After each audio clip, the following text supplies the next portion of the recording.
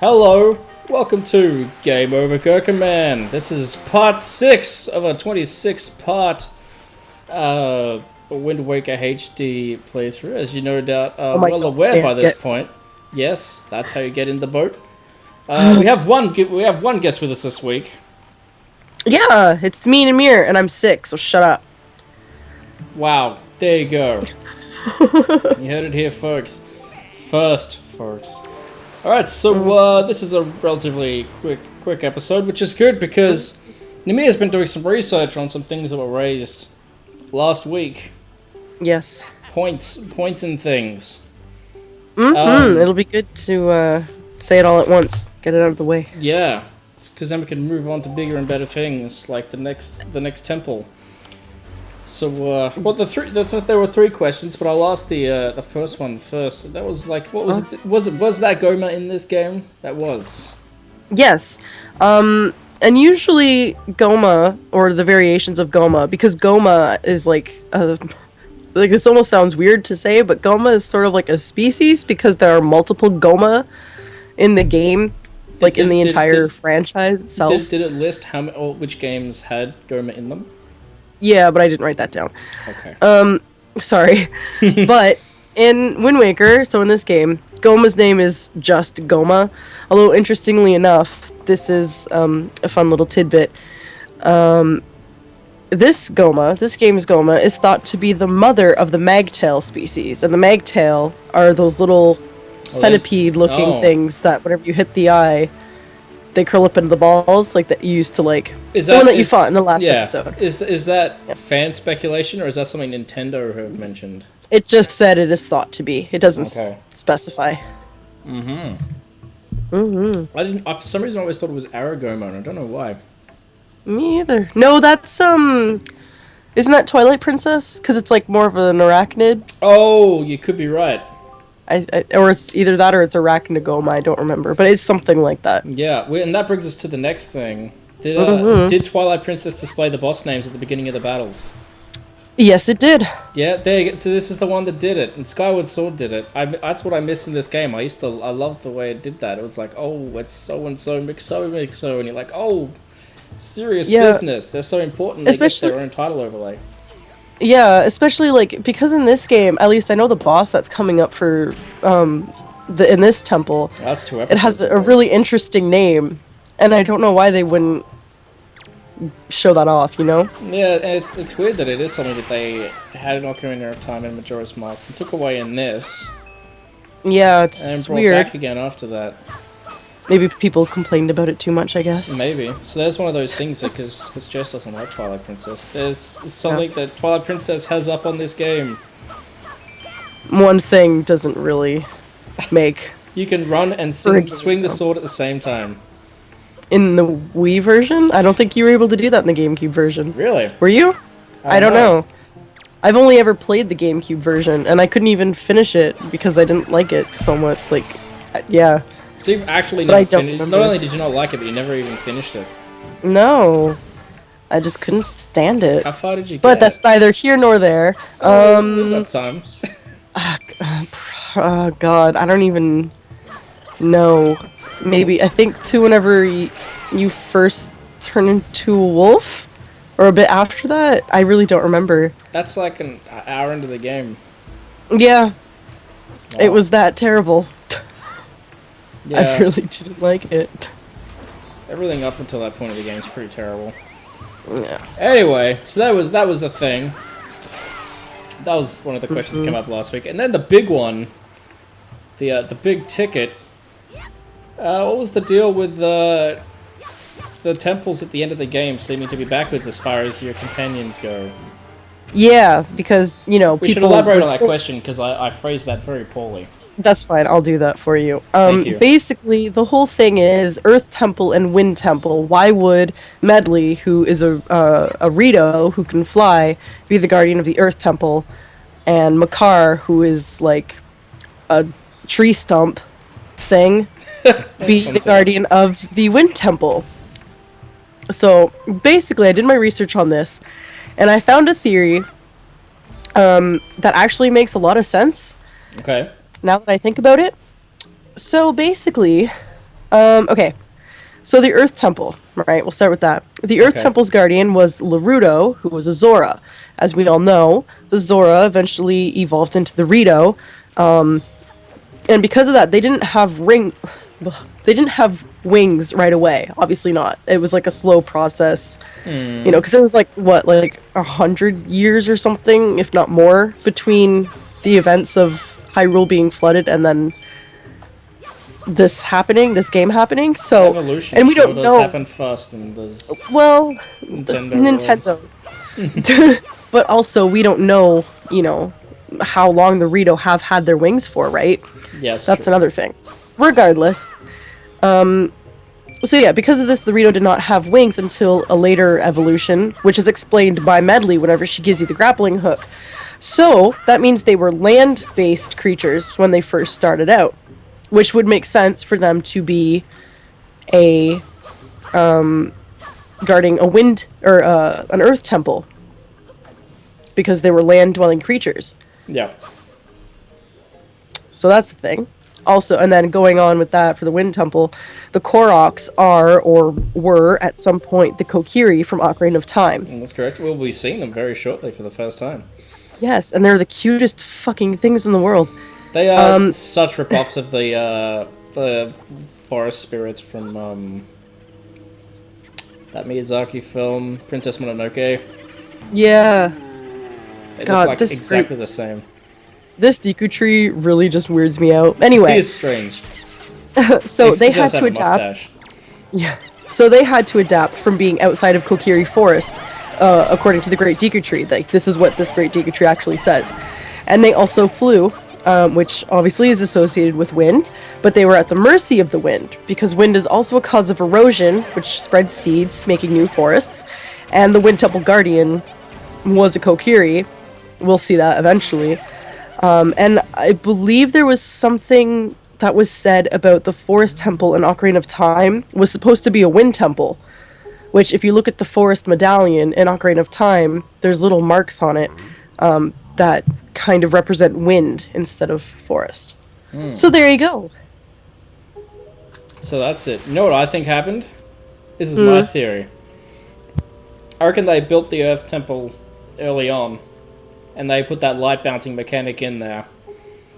And realized that and then realized that Makar couldn't carry around something that reflected light. so I reckon it probably came about out of that, and then they probably tried to fudge some logic behind it afterwards. But with all these things, I like to think that it was game design came first, and then lore second. Yeah. Well, either way, it's still a good theory to have, and it makes sense that way. But, There you go. So, of course, this Deku Tree is the sprout from... Oh, look at them. They're so cute. So cute. I wish they'd make a return in... I know. some new Zelda goodness. games, because they're lovely. They are great characters. They make the cutest little sounds. Oh my god. So cute. But yeah, so Sorry. this Deku Tree was the sprout, of course, from Ocarina of Time. Is that actual canon, though? Yeah. That's canon as far as I'm concerned. He's even got that big dumb round head like the one in Ocarina of Time. I suppose. Big dumb round face. And he's totally I derpy, just like the original one.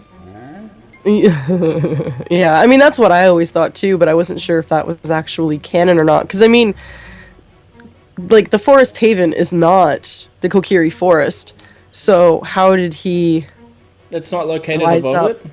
It's not located in roughly the same place? Not that I'm aware of, but even then, how would a tree float up to the top?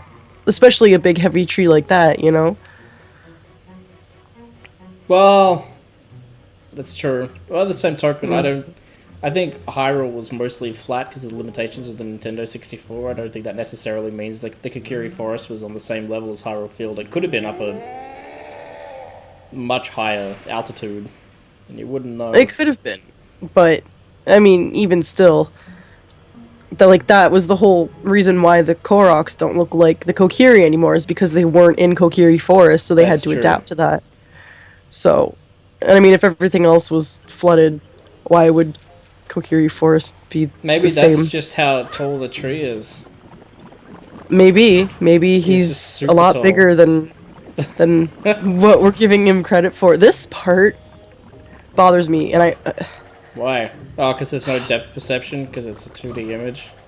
yeah, not only that, but like I seem every single time I play this game, I always seem to get up to like the top and then I And then fall. Yeah, I had that happen, but I think I cut that out. I hope I cut that out. I like the fact that each of the Korok's faces have a completely different design.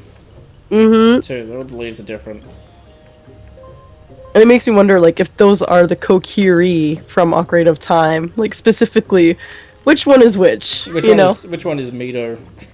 Yeah. Well, you have to find the douchebaggy one. Yeah. I don't think he'd be all like. Oh, maybe it was the one that told the Great Deku Tree that Makar was. Actually, the... I'm a little bitch. Yeah, exactly. It's always this one that I managed to fall. Always the very last one. It's kind of weird But too you seem that to like have done good. I did alright. I probably stuffed it up now that I've actually got the leaf. Actually, that's something that was a bit strange because they are supposed to be the. I think it's direct descendants of the Kokiri. Yeah. Well, yeah, the more than Kokiri are likely. permanently children, so how do they have descendants? Well, it's their spirits. They're not actual people. Because, like, if you notice in Ocarina of Time, the further you get away from a Kokiri... Oh, there we go. Yeah. There you go. But yeah, the further you get away from a Kokiri, you'll notice that they disappear. Yeah, I always just assumed that was just because the Nintendo 64 at that point in time couldn't render stuff at a good distance. Well, no, because their fairies are still there. And if you... Yeah, but the fairies are 2D assets, they're not 3D geometry.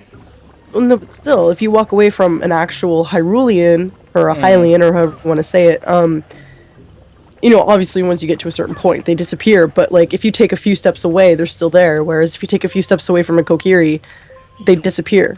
I never even noticed that, I always just assumed that was Plus, just to keep the frame rate up. No, because also, whenever Link leaves the Kokiri Forest for the first time, Saria just kind of poofs up out of nowhere on the bridge, true. because they're spirits. They're not meant to be seen by people, so if it ever happened that somebody walked into the Kokiri Forest, yeah, they wouldn't be able to see them. There you go. So, I'm learning things now. All There these you things go. I thought were just limitations of the gaming hardware of the time are actually things. I mean, ultimately, yes, that probably was it, but it's something to think about anyway. There you go. You can sleep easy tonight, kids. Answering all the questions here. Oh yeah. Oh man. Yeah, we don't have any more questions. No, that was it. At least that took up a good portion of the video, though. That's right. This was sorry. No, I was just gonna say, I always like the music in here. Yeah, it's nice and mellow. I like that. Appreciate mellow music. I always forget if Skyward Sword had a magic meter or not. I think this might have been the last 3D Zelda to have a magic meter. Oh. I don't know, actually. That's something that I kind of wished happened earlier was a rechargeable magic meter instead of one that needs Potion bottles. potion bottles. Because there's times where it ends up to frustration and there's nothing you can Yeah, because do it's about like it. there's no... For some reason, the main source of potion is grass. Everything's in grass. Everyone's losing their Oh, boy. rupees in the grass, and everyone's losing their potions in the grass. But there are moments later on where you need magic, and if you fuck it up and you run out of magic, then you kind of have to go in and out of the same door over and over again to just keep slashing the same grass to try to get enough, and it's just like, no, that's not good design. No, exactly. You're just frustrating everyone, Nintendo. Clean that up. Make it good. I like how they sound like wooden chimes or something whenever they just move around. I'm sorry, I love the Koroks. They're probably like my favorite species of Zelda Really? What? They're your Yeah. favorite species. Well, there you go. They're so well. They're so cute. I don't think I've ever really stopped to think about who my favorite Zelda species is. If it isn't, right under them though are the Zoras because they're pretty cool too. I like the Twilight Princess Zoras. I think they're pretty great.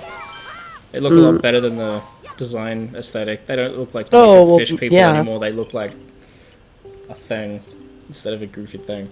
Oh, jeez. Well, yeah. If I was to select a race for the favorite species or race or whatever, I don't know who I'd pick. Well, That's a tough one. do you want me to narrow it down to game? No. Can I choose the four gods from Majora's Mask? The giant no. the giant walking mustaches. Well, yeah, I suppose you probably could. I like the idea of giant walking mustaches. I think. You totally just made the wind go the wrong way, didn't you? Yeah, you Yeah, did. I did. Because they changed the way the wind works in this game. Yeah, I noticed that. I think it's more visually confusing. The camera used to rotate behind you to show you which way it would be going, whereas now it's just a little thing in the corner, and you have to stand in the direction you want to cast it to before you cast it, which is... Was there nothing in the, did you not see anything on the gamepad? Oh my god, I hate it whenever you miss that thing. Yeah.